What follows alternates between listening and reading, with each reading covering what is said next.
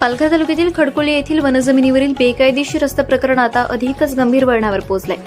One विभागाने काही दिवसांपूर्वी पंचनामा करून हा रस्ता खोदून बंद केला होता. मात्र आज पुन्हा ठेकेदार आणि क्रशर मालकांकडून जबरदस्तीने तोच खड्डा भरून खडीवर डबर वाहतूक सुरू करण्यात आल्याची धक्कादायक माहिती समोर आली. या संपूर्ण प्रकरणामुळे मोठा प्रश्न उपस्थित होतोय. हा रस्ता पुन्हा सुरू होण्यामागे वन विभागाचा आशीर्वाद आहे की क्रशर मालकांची दादागिरी? कारण ग्रामस्थांच्या तक्रारी असूनही अद्याप कोणताही गुन्हा दाखल झालेला नाही. वनपरिक्षेत्र अधिकारी सफाळ यांच्याशी संपर्क साधण्याचा प्रयत्न करण्यात आला, मात्र प्रतिसाद मिळाला नाही. तर वन अधिकारी अमोल पिंपळे यांनी आजारी असल्याचे कारण दिल्याची माहिती समोर आली.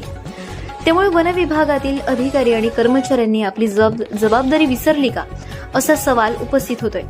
दरम्यान महिनाभर बंद असलेली क्रशर वाहतूक पुन्हा सुरू झाल्याने स्थानिकांमध्ये संतापाचे वातावरण आहे.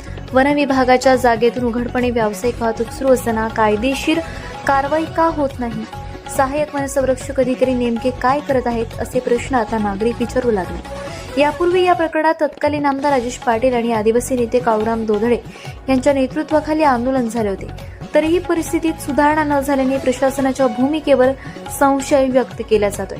दरम्यान या प्रकरणाच्या पार्श्वभूमीवर पालघर जिल्ह्यातील काही आमदारांच्या भूमिकेबाबतही चर्चा रंगू लागली. स्थानिक पातळीवर आमदार की दलाल, असा संतप्त सवाल उपस्थित होत असून प्रदूषण करणाऱ्या आणि वनजमिनीचा गैरफायदा घेणाऱ्या क्रशर मालकांना कोणाचा पाठिंबा आहे, यावरून राजकीय वातावरण तापलंय. वनमंत्री गणेश नाईक यांच्या अखत्यारीतील विभागात हा प्रकार घडत असताना दोषींवर कठोर कारवाई कधी होणार? फॉरेस्ट ऑफेन्स रिपोर्ट कधी नोंद होणार?